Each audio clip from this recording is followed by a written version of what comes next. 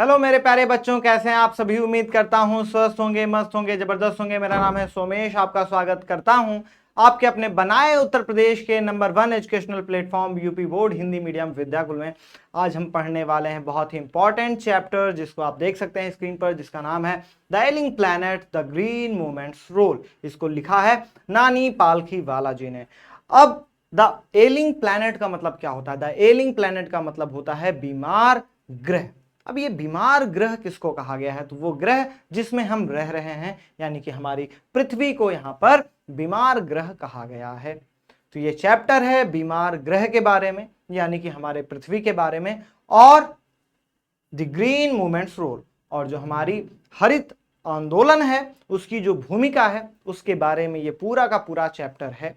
Basically ये जो chapter है ये एक न्यूज़पेपर में एक आर्टिकल छपा था, उसी आर्टिकल को यहाँ पर चैप्टर के रूप में रखा गया है कि कैसे यहाँ पर बताया गया है कि हमारा जो ग्रह है वो कैसे दिन प्रतिदिन उसकी स्थिति खराब होती जा रही है, कैसे हरित आंदोलन ने इसको काफी हद तक कम किया है, लोगों में जागरूकता फैलाई है। अब जो लोग हैं वो अपनी जिम्मेदारियों को समझ रहे हैं, और जो हमारे राष्ट्र हैं, जो देश हैं, उनको भी अपनी जिम्मेदारियों को समझना होगा, ताकि हमारे इस ग्रह पर जो मौजूद संसाधन हैं उनका हमारे जो आने वाली पीढ़ी है वो भी उपयोग कर पाए। कहीं ऐसा ना हो कि हम अपने संसाधनों को खत्म ही कर दें और हमारे आने वाली पीढ़ी के लिए कुछ ना बचे। तो कैसे हमें इसको संरक्षित करने की आवश्यकता है, इसको सुरक्षित करने की आवश्यकता है। हमें अपनी जिम्मेदारियों को समझने की आवश्यकता है कि ये जो हमारे प्राकृतिक संसाधन हैं इस पे अकेला जो मनुष्य है केवल ये उसी की संपत्ति नहीं है, ये हमारा एकाधिकार नहीं है कि हम इन संसाधनों का दोहन करें, हम इनका यूज करें, और जो हमारे आने वाली पीढ़ी है वो उसको अच्छी हवा ना मिल पाए, उसको अच्छा पानी ना मिल पाए, उसके लिए वन ही ना बचें। तो ऐसा ना हो। और कैसे अगर ये होता रहा, अगर हम जागरूक नहीं हुए, तो ये हमारे लिए भी काफी ज्यादा विनाशकारी होगा, यहां तक कि इस पूरे ग्रह के अस्तित्व पे बहुत बड़ा खतरा हो सकता है। जो हम पॉल्यूशन करते हैं, प्रदूषण करते हैं, हम ये नहीं सोचते हैं कि इससे हमारे इस ग्रह पर कितना विपरीत प्रभाव पड़ता है। तो ये सारी चीजों को लेकर के ये चैप्टर है, बहुत ही अच्छा चैप्टर है। बेसिकली ये चैप्टर इसलिए रखा गया है आपके सिलेबस में, आपके बुक में, इसलिए है ताकि आप समझ पाएं कि हमें अपने प्लैनेट को अच्छे से बिहेव करना, अपने प्लैनेट के साथ, है ना। हमें अपने आने वाली पीढ़ियों के लिए इसके संसाधनों को बचा के रखना है, हमें उतना ही प्रयोग करना है जितना हमें आवश्यकता है। हमें इसको संरक्षित करने की आवश्यकता है ताकि हम इसको आने वाली पीढ़ी को भी सौंप सकें, और ये ऐसे ही चलता रहे। तो चलिए शुरू करते हैं इस चैप्टर को। The writer briefs the change in the perception of the societies from a materialistic view of the comprehensive and ecological view of this world। जो हमारा राइटर है वो वर्णन करता है, क्या वर्णन करता है? जो भौतिकवादी दृष्टिकोण है, जो मटेरियलिस्टिक व्यू है of the comprehensive and ecological view of this world, जो कि हमारा क्या है, भौतिकवादी दृष्टिकोण से लेकर के इस दुनिया के व्यापक और पारिस्थितिकी जो दृष्टिकोण है वहां तक समाज की धारणा में जो बदलाव हुआ है ये उसका वर्णन करता है कि कैसे अब लोगों की धारणा बदल गई है। अब कैसे लोग जो है वो अपने ग्रह को लेकर के चिंतित होने लगे हैं, वो सोचने लगे हैं कि हमें अपने ग्रह को बचाना है, उनको इसकी दुर्दशा का अनुभव हो गया है। इट स्टेट्स, ये वर्णन करता है, that humans are now worrying about the environment, कि अब जो ह्यूमंस हैं, जो मानव हैं, वो भी पर्यावरण को लेकर के चिंतित हो रहे हैं, उन्होंने चिंतित होना शुरू कर दिया है। In this way of perception, और इस प्रकार जो धारणा है, our planet is considered as a living organism, और इस प्रकार जो धारणा है वो है कि हमारा जो प्लैनेट है, हमारा जो ग्रह है, वो भी एक जीवित प्राणी की तरह है, वो भी एक जीवित प्राणी की तरह है। People considered it as it's having its own metabolic functioning as all other living entities are having. जैसे बाकी सभी जीवित प्राणियों में जो प्रक्रिया होती है, सेम वही प्रक्रिया हमारे इस ग्रह के साथ भी है। जैसे जो जो भी गुण एक जीवित प्राणी में होते हैं, वही गुण हमारे इस प्लेनेट के भी हैं, हमारे इस ग्रह के भी हैं, तो वो भी एक जीवित प्राणी के जैसे है। तो ये चीजें मानव जो है वो इस समय समझ रहा है। देन द ऑथर एक्सप्लेन, और फिर जो ऑथर हैं, हमारे लेखक हैं, वो वर्णन करते हैं the concept of sustainable growth of 1987। 1987 में जो सतत विकास की अवधारणा है उसके बारे में वर्णन करते हैं। यानी कि एक कॉन्सेप्ट आया, एक अवधारणा आई, सतत विकास की अवधारणा। कब आई ये 1987 में आई। यहां पर क्या कहा गया, meets the wants of the current time without losing the ability of upcoming generations to meet their needs and fulfil them. कि हमें अपने आवश्यकताओं की पूर्ति तो करनी है, लेकिन उसको बचा करके, ताकि जो हमारे आने वाली जनरेशन है वो इससे वंचित ना रह पाए। तो हमें इस प्रकार जो है अपनी आवश्यकताओं की पूर्ति करनी है कि आगे जो हमारी आने वाली जनरेशन है उस तक भी वो लाभ पहुंच पाए। यानी कि हमें अपने प्राकृतिक संसाधनों को सीमित रूप से उपयोग करना है और उसको बचा करके रखना है, ताकि हम आने वाली पीढ़ी को वो संसाधन हस्तांतरित कर पाएं, उसको हम प्रदान कर पाएं।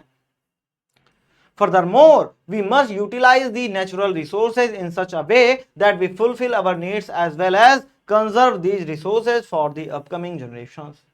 इसके अलावा हम अपनी जो आवश्यकताएं हैं उसकी पूर्ति कर लें इन प्राकृतिक संसाधनों से, और इनको संरक्षित कर लें। ये जो प्राकृतिक संसाधन हैं इनको हम संरक्षित कर लें अपने आने वाले, अपने भविष्य की आने वाली पीढ़ियों के लिए। संरक्षित करना भी आवश्यक है। अगर आज हम अपने वनों को नहीं बचाएंगे तो हमारे जो आने वाली जनरेशन है उसको बहुत सारे दुष्परिणाम जो हैं वो झेलने पड़ेंगे। उसको ईंधन के रूप में लकड़ी नहीं मिल पाएगी, उसको ऑक्सीजन नहीं मिल पाएगी, ग्लोबल वार्मिंग का जो प्रभाव है वो बहुत ही भयानक हो जाएगा। तो कैसे एक छोटी छोटी चीजें बहुत आगे चल के एक बहुत बड़ा प्रभाव डाल सकती हैं, इसलिए हमें इन चीजों को संरक्षित करने की आवश्यकता है। और हमारा जो यूज है ना, हम जो अपने प्राकृतिक संसाधनों का जो उपयोग कर रहे हैं उसका उपयोग हमें बहुत ही अच्छे से करना होगा। हमें ये समझना होगा कि हम इसको सीमित मात्रा में ही उपयोग करें, अपनी आवश्यकता अनुसार ही उपयोग करें। जैसे हम और आप क्या करते हैं, जब हमारे टैप में जब हम टोटी ओपन करते हैं तो पानी गिरता है। तो कई बार ऐसा होता है कि हमने ऑन कर दिया, टोटी चालू है और पानी बह रहा है। हम ये नहीं सोचते हैं कि कई ऐसी जगहें हैं जहां पर पानी की इतनी ज्यादा कमी है और हम क्या कर रहे हैं, हमें उसकी वैल्यू ही नहीं है ना, हमें उसकी वैल्यू ही नहीं है। तो यही चीज है, यही आपको संरक्षित करने की आवश्यकता है। इसीलिए कहा गया जल है तो कल है। तो ये सारी छोटी छोटी जो चीजें हैं ये इसी से रिलेटेड हैं, ये हमारे सिस्टम का हिस्सा है, हमारे प्राकृतिक जो सिस्टम है उसका ये हिस्सा है। और हमें अपने ग्रह को बचाना है, उसको संरक्षित करना है। जो बीमार हो रहा है हमें उसकी तकलीफ को समझना होगा। हमें अपने उपयोग जो हम उपभोग करते हैं उसको सीमित करना होगा, उसको इतना ही उपयोग करना होगा जितनी हमें आवश्यकता है। हमें उसमें उसको यूज करने में ना बहुत ज्यादा अति नहीं करनी चाहिए, कि हम अपने जितने हमें रिक्वायरमेंट है ना, कि हमें जितनी आवश्यकता है हम उससे ज्यादा उसका उपयोग ना करें। जितनी आवश्यकता है सिर्फ उतना ही उपयोग करें और बाकी आने वाली पीढ़ियों के लिए संरक्षित करके रख दें। People considered themselves as a partner and not as a member of this planet. जो लोग हैं अब वो समझने लगे हैं। क्या समझते हैं लोग अब, कि हम इस प्लेनेट पे, हम इस ग्रह पे एक मेंबर नहीं हैं कि आए रहे और चले गए, जबकि हम क्या हैं, हम पार्टनर हैं, यानी हम साझीदार हैं। हम इस ग्रह के क्या हैं? साझीदार हैं, इस ग्रह के मेंबर नहीं हैं। क्या हैं? साझीदार हैं। इन एक्चुअली, और वास्तविकता में, we are partners with millions of creatures of this entire planet, कि हम पार्टनर्स हैं, हम साझीदार हैं million of other creatures of this entire planet, जो और लाखों की संख्या में जो प्राणी हैं, हम उनके साथ इस ग्रह के साझीदार हैं। यह ग्रह सिर्फ हमारा नहीं है, इस ग्रह में रहने वाले जितने भी प्राणी हैं, जितने भी प्राणी हैं, उनके साथ हम इस ग्रह को साझा कर रहे हैं। यानी कि जितना हक मनुष्य का है, उतना ही हक इस ग्रह में रहने वाले किसी भी दूसरे जीवित प्राणी का भी है। तो यहां के संसाधनों पे सिर्फ हमारा ही हक नहीं है, जंगल में रहने वाले जो पशु हैं, जो पक्षी हैं, उनका भी उतना ही हक है जितना हमारा है। इस ऑक्सीजन पर जितना हक हमारा है, उतना ही जानवर का भी है। इस पृथ्वी पर जितना हक हमारा है, उतना ही भेड़ बकरियों का भी है, उतना ही पक्षियों का भी है। जितने भी प्राणी इस जीवन में इस पूरी धरती पर रह रहे हैं, इस पूरे ग्रह पर रह रहे हैं, सबका उतना ही अधिकार है जितना कि एक मनुष्य का अधिकार होता है। इसलिए हम इस ग्रह के सिर्फ एक मेंबर ही नहीं हैं, बल्कि क्या हैं? साझीदार हैं। और ये सारी इस ग्रह को हम साझा कर रहे हैं, इस ग्रह में रहने वाले जो लाखों और भी जीवित प्राणी हैं, उनके साथ हम इस ग्रह को क्या कर रहे हैं? साझा कर रहे हैं। द ग्लोबल इकोनॉमिक प्रोस्पेक्ट, जो वैश्विक आर्थिक प्रोस्पेक्ट है, अ बुक, एक किताब है इस नाम की, point out the planet's major biological system are four, that are fisheries, forest, croplands and grasslands. जो ग्लोबल इकोनॉमिक प्रोस्पेक्ट है, एक बुक है, उसमें ये जो ग्रह है, इसके 4 सबसे महत्वपूर्ण बायोलॉजिकल सिस्टम, यानी कि जो बायोलॉजिकल सिस्टम है उसके बारे में बताया गया है। जो 4 सबसे महत्वपूर्ण बायोलॉजिकल सिस्टम है, कौन कौन से हैं? नंबर 1 पर है फिशरीज, यानी कि मत्स्य। दूसरे नंबर पर आता है फॉरेस्ट, यानी कि हमारे जो वन हैं, हमारे जो जंगल हैं। तीसरे नंबर पे आता है क्रॉपलैंड्स, जो हमारे फसल की भूमि है। और चौथे नंबर पे आता है ग्रासलैंड्स, यानी कि जो हमारे घास के मैदान हैं। ये इस ग्रह के 4 सबसे प्रमुख बायोलॉजिकल सिस्टम्स हैं। These virtually consist of all the raw materials of industries at present.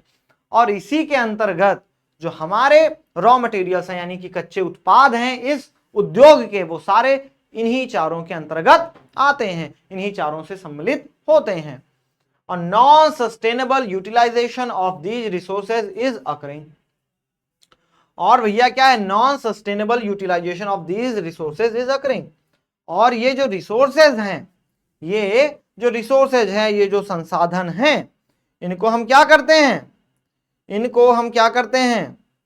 इनको हम साझा करते हैं और हम इनका दोहन करते हैं, इनका हम यूज करते हैं। Then the writer is concerned about the lessening of the forest land। और फिर वो चिंतित होता है कि कैसे हमारे जो फॉरेस्ट लैंड है, यानी कि जंगल की भूमि है, उस पर कैसे दुष्प्रभाव पड़ रहा है। The dung which we should use as a natural fertilizer, कि जो गोबर होता है, जो हमें यूज करना चाहिए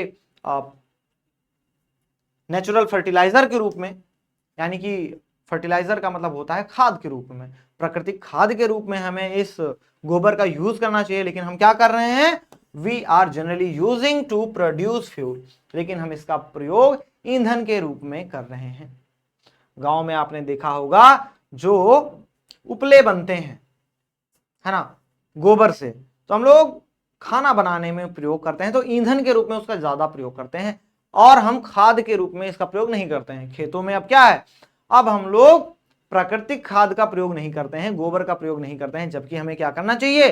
प्राकृतिक खाद में गोबर का प्रयोग करना चाहिए, डंग का प्रयोग करना चाहिए, लेकिन हम नहीं करते हैं। हम उसका प्रयोग ईंधन के रूप में करते हैं। इससे क्या होता है, दो चीजें होती हैं। पहली तो हमारी जो भूमि है, जो फसल योग्य जो भूमि है, वो खराब होती है। हम वहां पे कई उर्वरक ऐसे यूज करते हैं जो कि हमारी पृथ्वी के लिए, जो कि हमारे कृषि योग्य भूमि के लिए बहुत ही ज्यादा हानिकारक होती है, लेकिन हम ज्यादा फसल के चक्कर में, ज्यादा फसल के लालच में उसको क्या करते हैं, उसका दोहन करते रहते हैं और उसको तकलीफ पहुंचाते हैं। आपने सुना होगा कि ये जो रासायनिक खाद होते हैं, जब हम उसका प्रयोग करते हैं तो फसल तो अच्छी होती है, लेकिन इससे क्या होता है, जो जमीन होती है उसकी उर्वरकता में कमी आ जाती है, कई सारे और समस्याएं भी आ जाती हैं।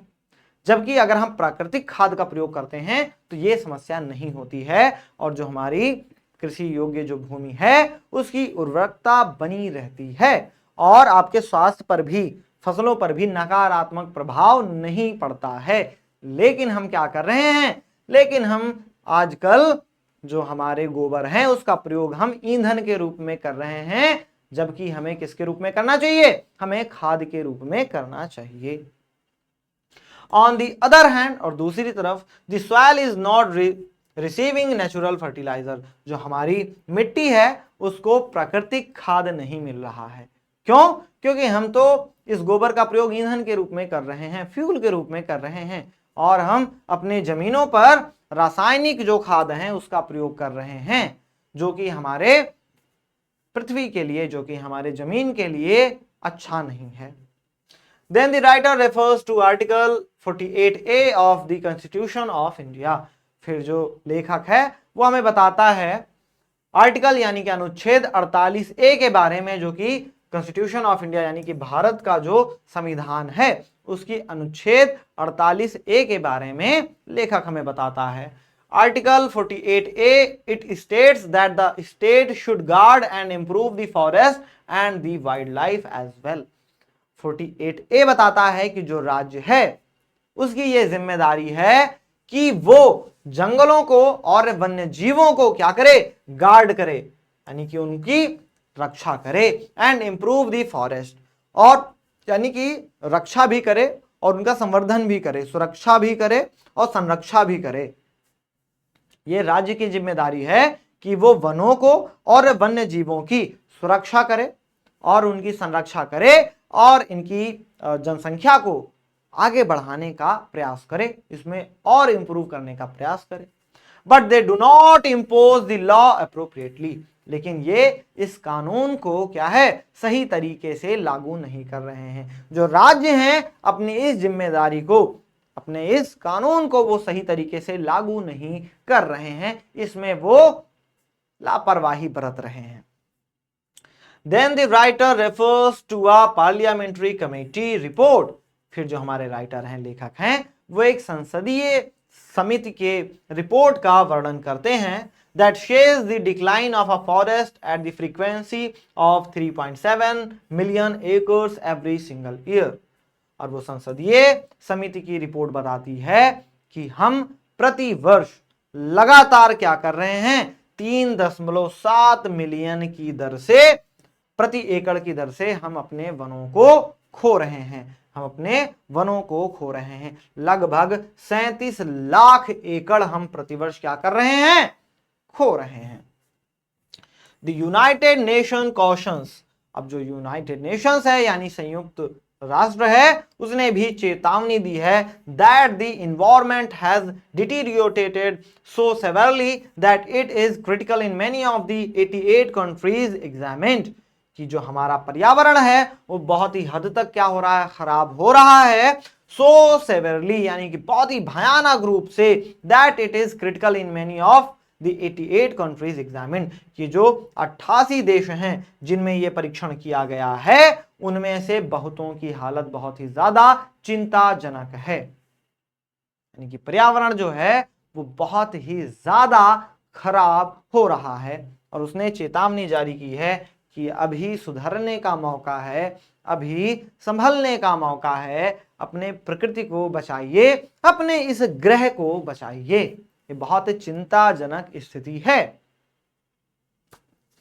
The population is rising at a very higher rate. जो हमारी जनसंख्या है वो बढ़ रही है बहुत ही तीव्र गति से, बहुत ही तेजी के साथ हमारी जो जनसंख्या है वो लगातार बढ़ रही है।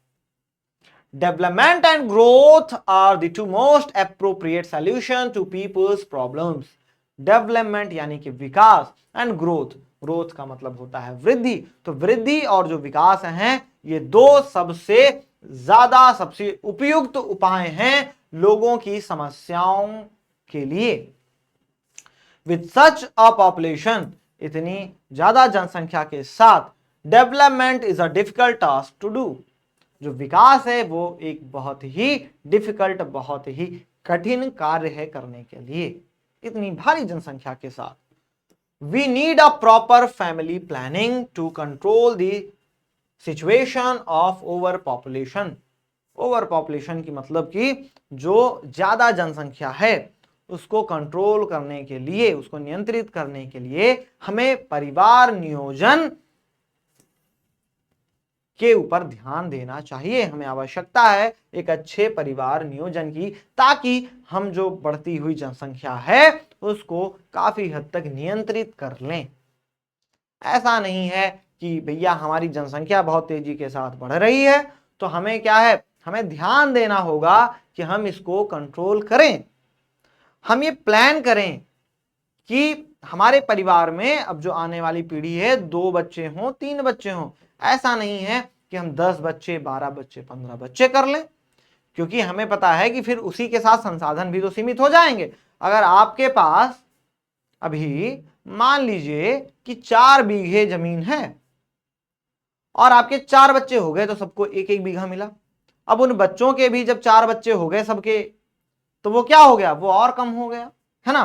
तो ऐसे ही हमारे संसाधन है वो सीमित है, जमीन तो उतनी ही है, जमीन उतनी ही है, वन उतने ही हैं, नौकरियां भी उतनी ही हैं। अब जब जनसंख्या ज्यादा बढ़ेगी तो समस्या तो होगी, क्योंकि वो सबके साथ शेयर करना पड़ेगा, और जब आप सबके साथ शेयर करेंगे तो आपके पास बहुत ही सीमित मात्रा में बचेगा।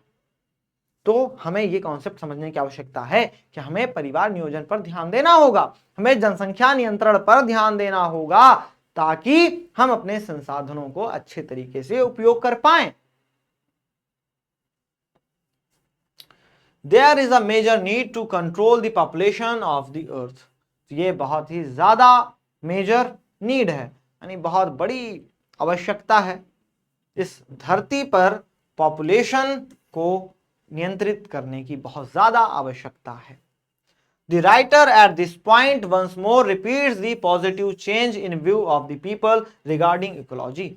और जो हमारे राइटर हैं वो एक बार फिर से दोहराते हैं कि लोग जो हैं उनका इस परिस्थिति को लेकर के एक बहुत ही सकारात्मक दृष्टिकोण में बदलाव आया है ना, कि लोग अब जागरूक हो रहे हैं अपने इस ग्रह को लेकर के।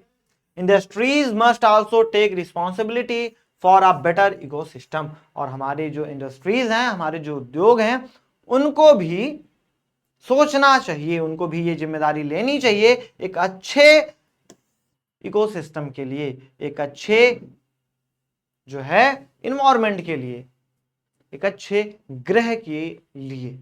हमें भी क्या करना होगा, उद्योगों को भी ये जिम्मेदारी उठानी होगी। जैसे एक व्यक्ति सोच रहा है अपने ग्रह के बारे में, वैसे ही उद्योगों को भी ये चाहिए कि वो भी इस प्रकृति के बारे में सोचें, वो भी सोचें कि कैसे कम से कम नुकसान इस प्रकृति को पहुंचाया जाए, कैसे वो अपने उद्योग को तो चलाते रहें, आगे बढ़ाते रहें, विकास करते रहें, लेकिन कहीं उस विकास के चक्कर में हम अपने संसाधनों का जो है गलत फायदा तो नहीं उठा रहे हैं, है ना। जैसे हम क्या करते हैं, जो हमारे उद्योग होते हैं वो क्या करते हैं, वो जो भी अपशिष्ट होते हैं उनको वो खुले में छोड़ देते हैं या जल में प्रवाहित कर देते हैं, समुद्र में मिला देते हैं, है ना, रिवर्स में मिला देते हैं। तो हमें ये सोचना होगा कि हम उसको किस तरीके से मैनेज करें कि कम से कम नुकसान हो इस प्रकृति को।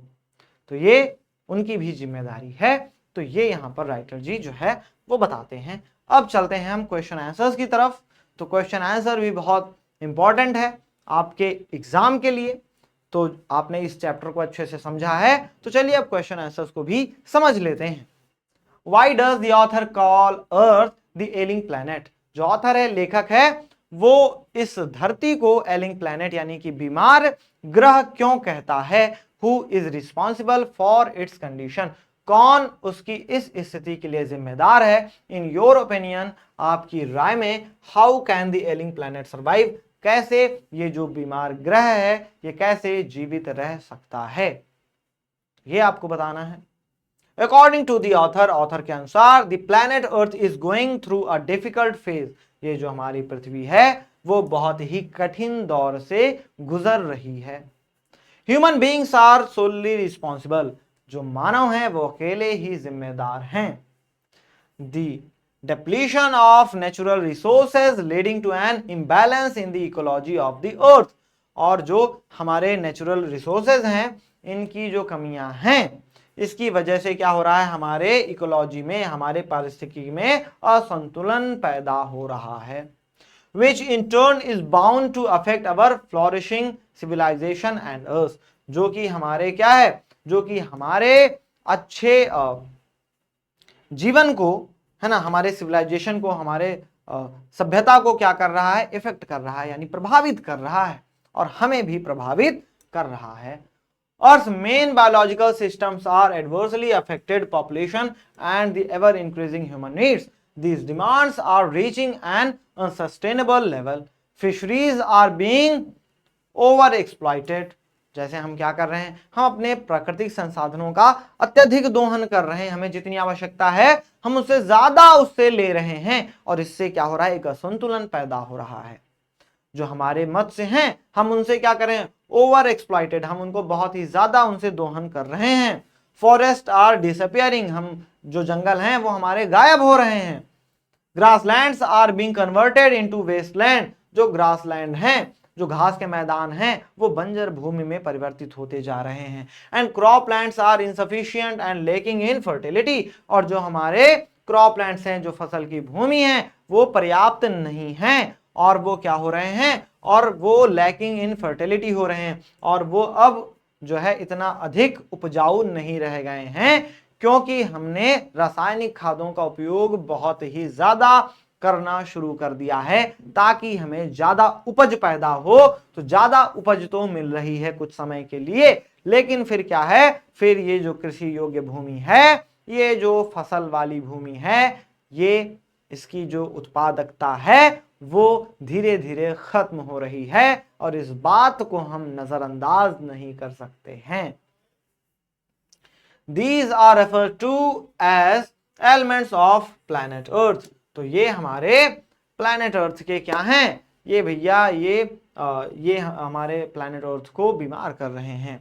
The ailing planet can survive only with human interventions।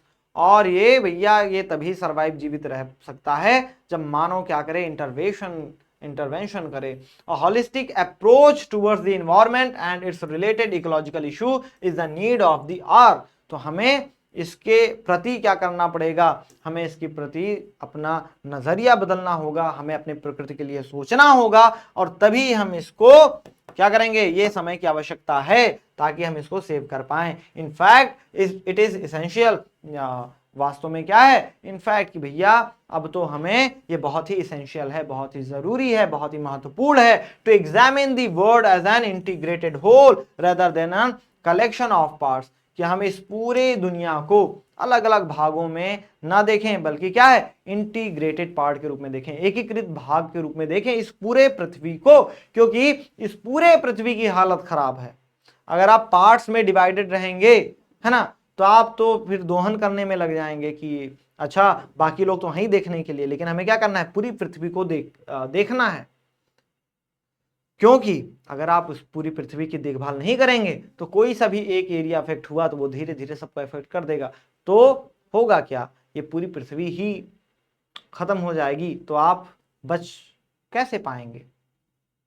अगर आप सोचेंगे कि अरे मैं अपना अपना देखता हूं तो भी दिक्कत है, आपको पूरे पृथ्वी को लेकर के चलना है। This according to the author is an era of responsibility. तो लेखक के अनुसार ये ऐसा युग है, किसका युग है? रिस्पॉन्सिबिलिटी का युग है, यानी कि जिम्मेदारियों का युग है। Where the world is to be viewed as a complete system, जहां ये दुनिया है वो एक कंप्लीट सिस्टम के रूप में देखा जाएगा। which needs to be cured of its environmental and ecological elements, जिसमें आवश्यकता होगी कि हम अपने इस पूरे पृथ्वी के, इस पूरे ग्रह के जो पारिस्थितिकी है ना, जो पर्यावरण है उसकी हम देखभाल करें। What is the significance of green movement in the modern world? जो ग्रीन मूवमेंट है, जो हमारा हरित आंदोलन है, उसके बारे में आपको बताना है कि कैसे ये हमारे मॉडर्न वर्ल्ड में इसका योगदान रहा है, इसकी भूमिका रही है, इसके बारे में आपको बताना है।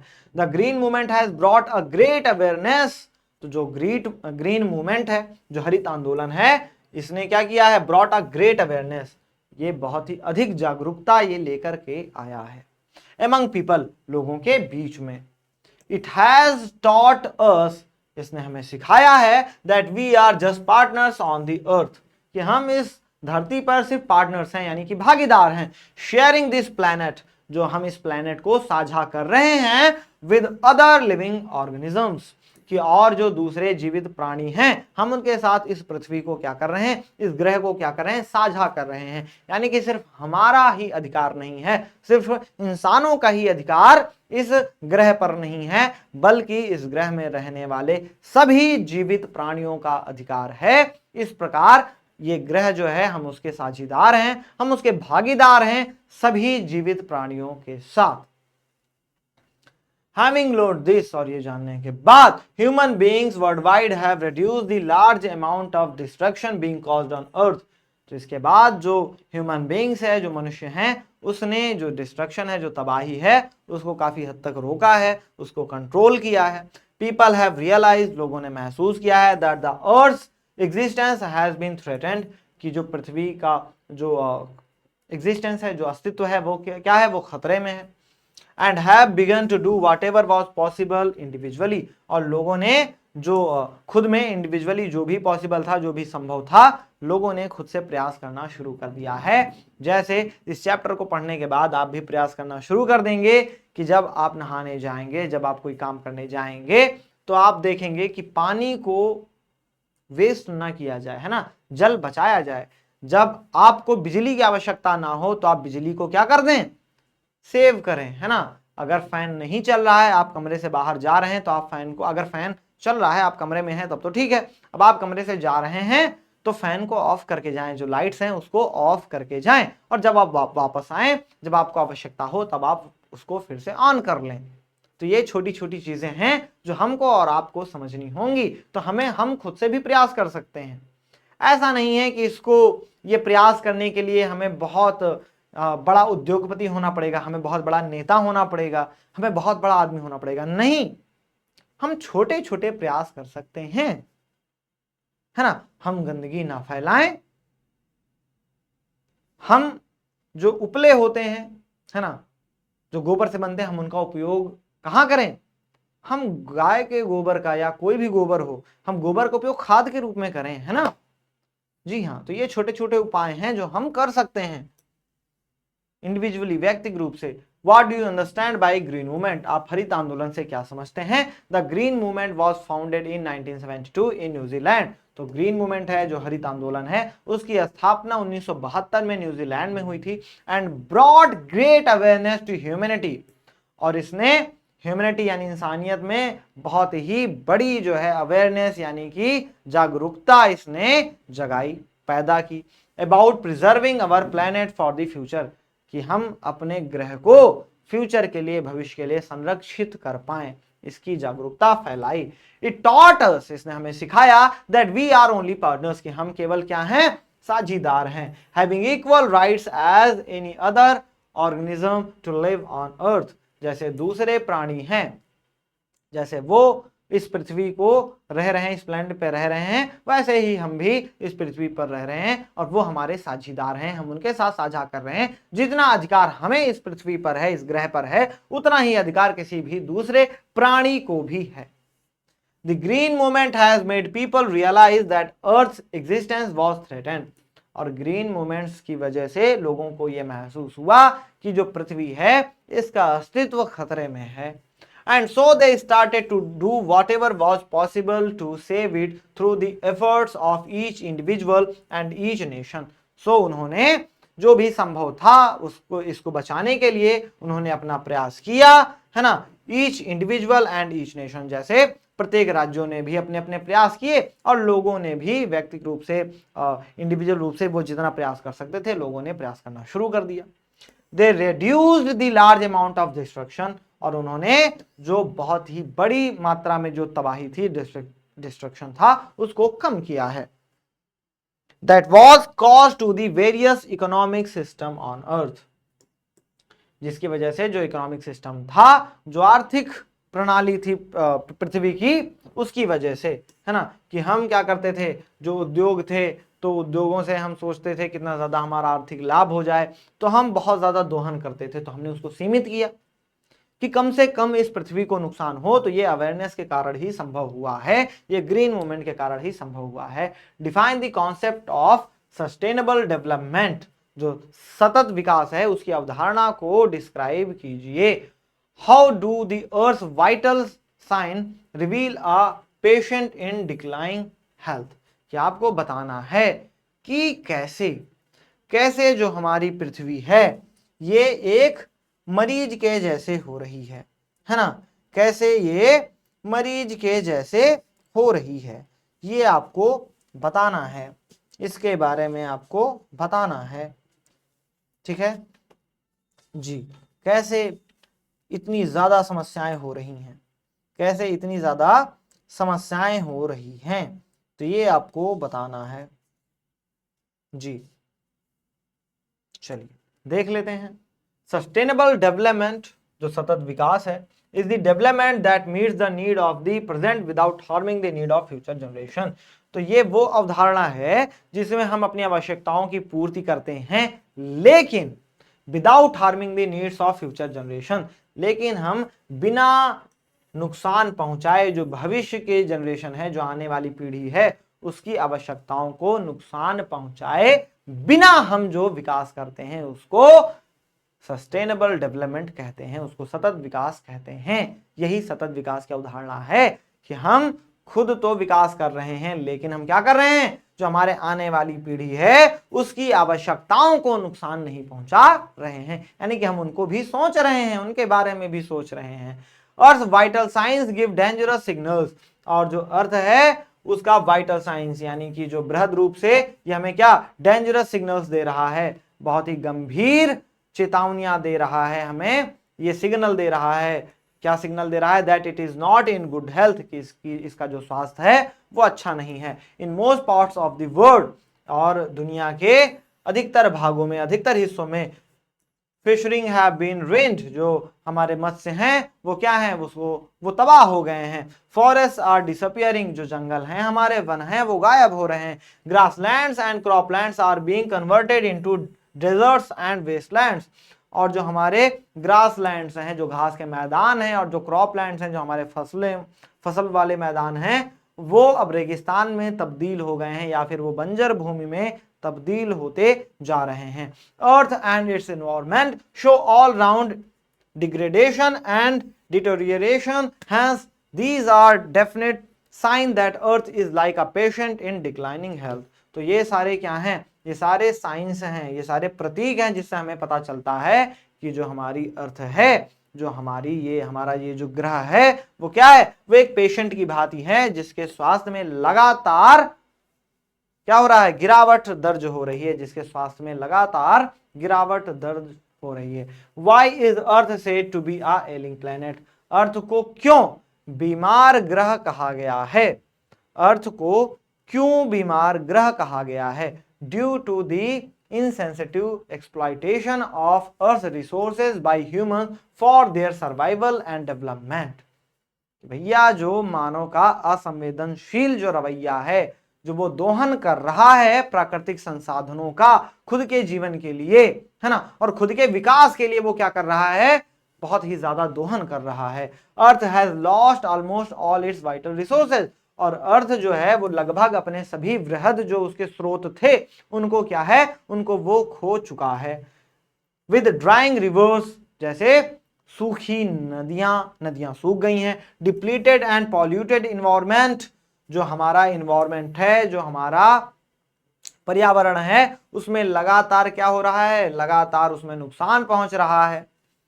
And deteriorated forest and greenery, और हमारे जो हरियाली है, जो हमारे फॉरेस्ट हैं, वो भी लगातार उसमें भी ह्रास हो रहा है, वो भी लगातार कम हो रहे हैं।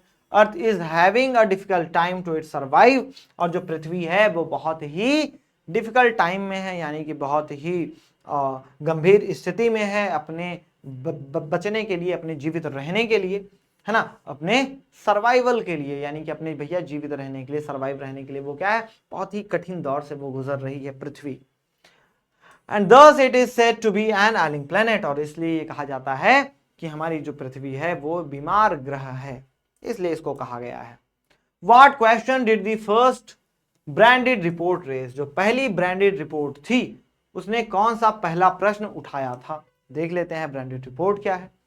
One of the early international commission which dealt with the question of ecology and environment was the Branded Commission। जो ब्रांडेड कमीशन था वो पहला इंटरनेशनल कमेटी ऐसी थी जिसमें हमारे पर्यावरण के बारे में, हमारे परिस्थिति के बारे में जिसमें प्रश्न उठाया गया था।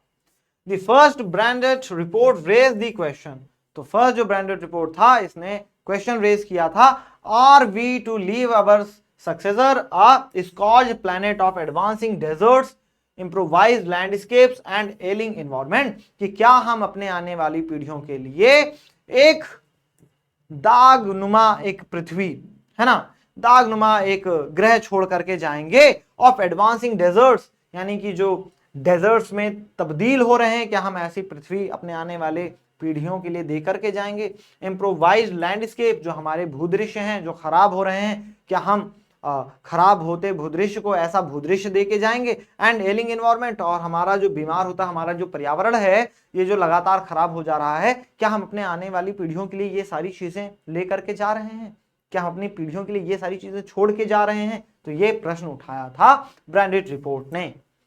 How are earth principal biological system important, कैसे जो हमारा अर्थ है, जो हमारी अर्थ है उसका जो प्रिंसिपल बायोलॉजिकल सिस्टम है वो कैसे इंपॉर्टेंट है, उसका कैसे योगदान है, कैसे योगदान है ना, जो प्रमुख जैविक प्रणाली है, प्रमुख जैविक प्रणाली है वो कैसे महत्वपूर्ण है।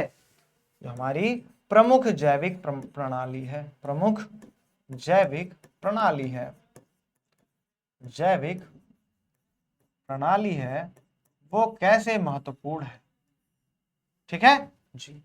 Mister Lester R Brown in his thoughtful book, mister Lester R Brown ने अपनी विचारणीय पुस्तक द ग्लोबल इकोनॉमिक प्रोस्पेक्ट, जो कि उनके बुक का नाम है, उसमें उन्होंने पॉइंट्स आउट किया है, यानी कि उसमें उन्होंने बताया है कि अर्थ प्रिंसिपल बायोलॉजिकल सिस्टम आर 4, कि जो अर्थ के प्रमुख जैविक प्रणाली हैं वो 4 हैं। कौन कौन से हैं? फिशरीज यानी कि मत्स्य, फॉरेस्ट यानी कि वन यानी कि जंगल, ग्रासलैंड्स यानी कि घास के मैदान, एंड क्रॉपलैंड्स और हमारे फसलें। They form the foundation of the global economic system, और ये ग्लोबल इकोनॉमिक सिस्टम बनाते हैं। They supply our entire needs of foods, ये हमारे जो सारी आवश्यकताएं होती हैं फूड्स की, यानी कि हमारे खाने की। Besides providing virtually all the raw materials of industry, और ये लगभग सभी जो कच्चे माल होते हैं उद्योगों के लिए उनको भी मुहैया कराते हैं।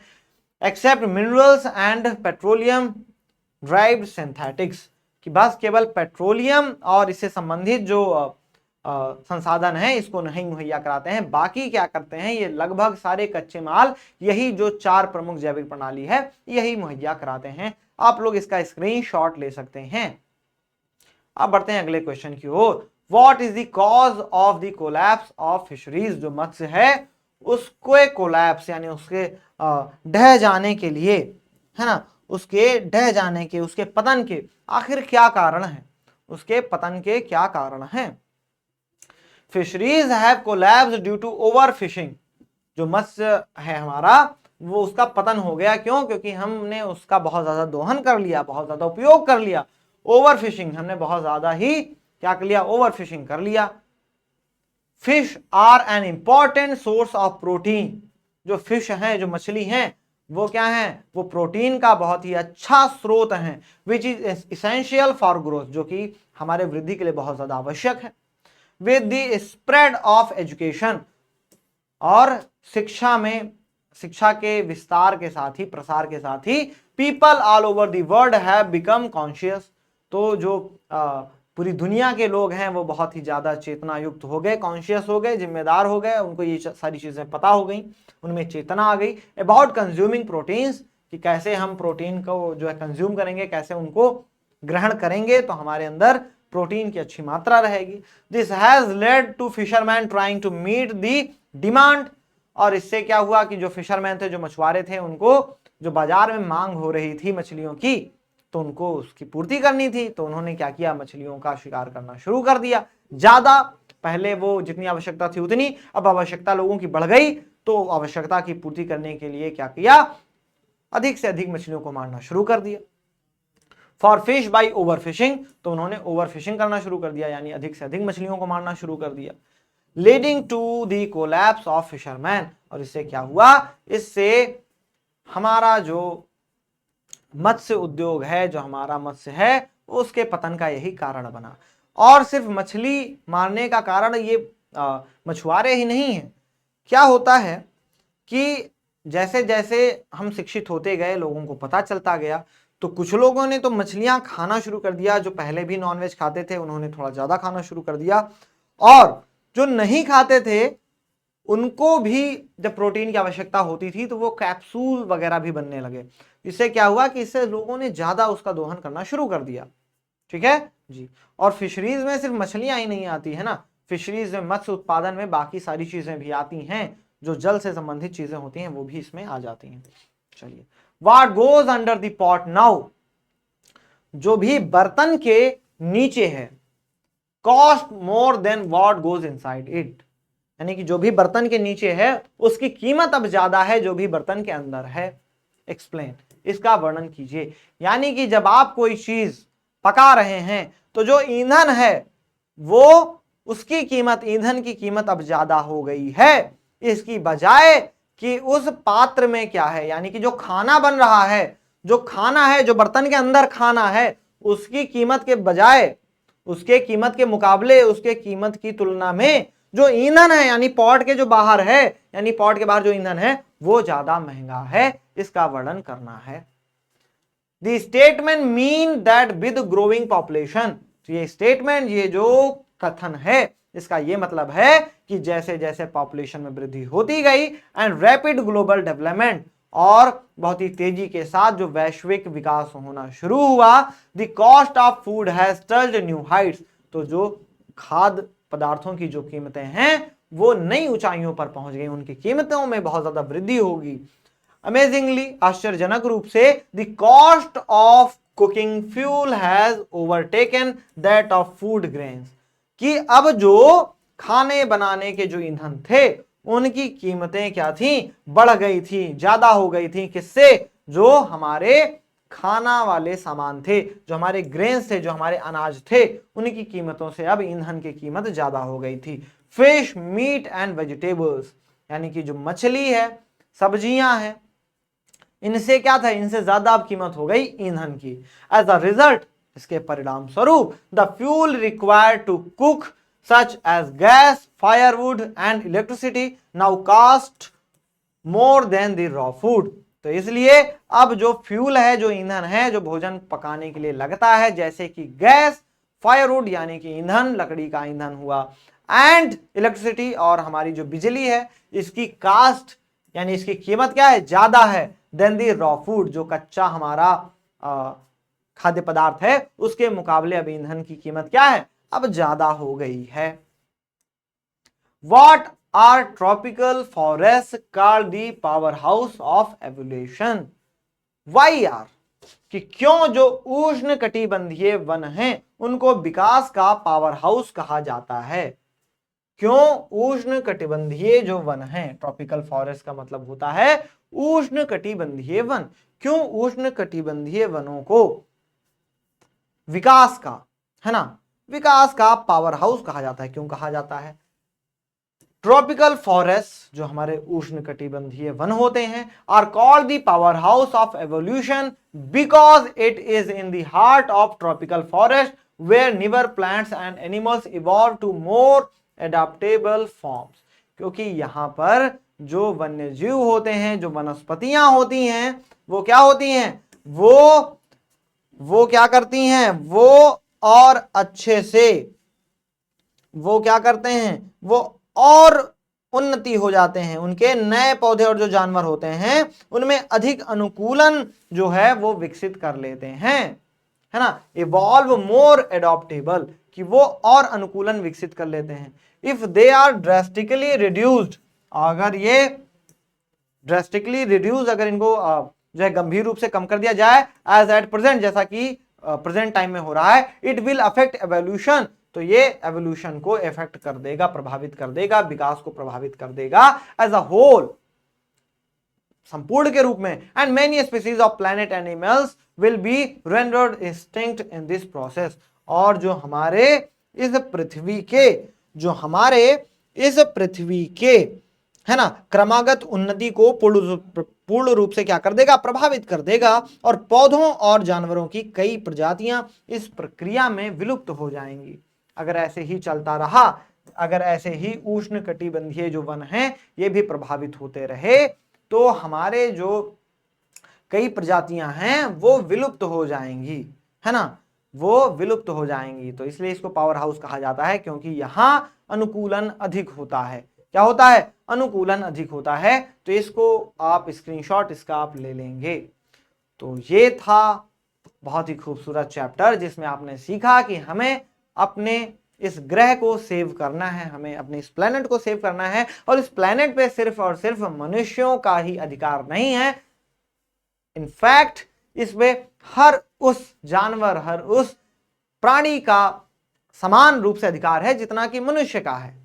तो हमें यह समझना होगा और हमें अपनी आने वाली पीढ़ियों के लिए इसको संरक्षित करना होगा, इसको सुरक्षित करना पड़ेगा। मिलते हैं आपसे अगली क्लास में। Thank you very much. जय हिंद, जय भारत।